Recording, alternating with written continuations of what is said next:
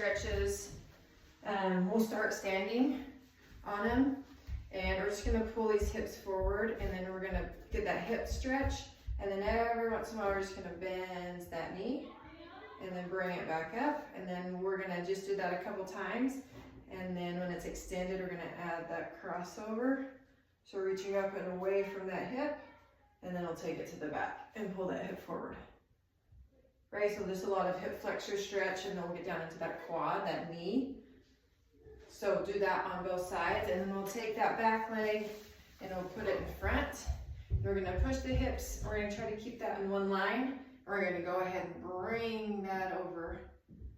If reaching back's too much, right, you can keep it right here, but we can pull a little bit more into that IT with that arm back. And then you'll just rock it forward, and then do that, and we'll do that on both sides.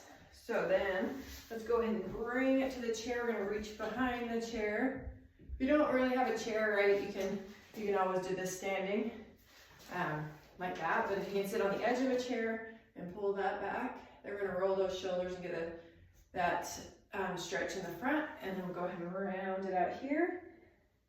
Try to really press, middle spine, neutral neck, so try to relax your shoulders.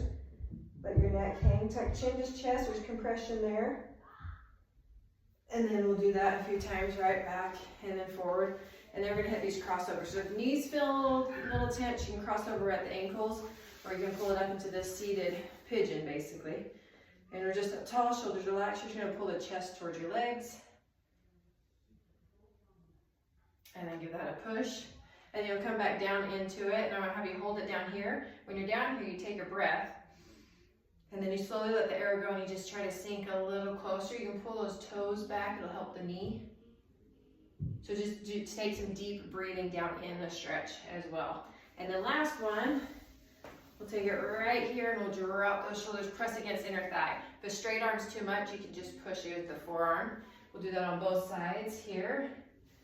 And then we're gonna go ahead and stand up and get the back train right here. So I guess that other one wasn't the last one. Back train, you let it hang, right? You're getting all the stretch here. And then walk up your legs, and then take your breaths at the top. So just breathe it in and let it go, and do a few of those with some shoulder rolls. So just that series, if you run through it a few times, be awesome.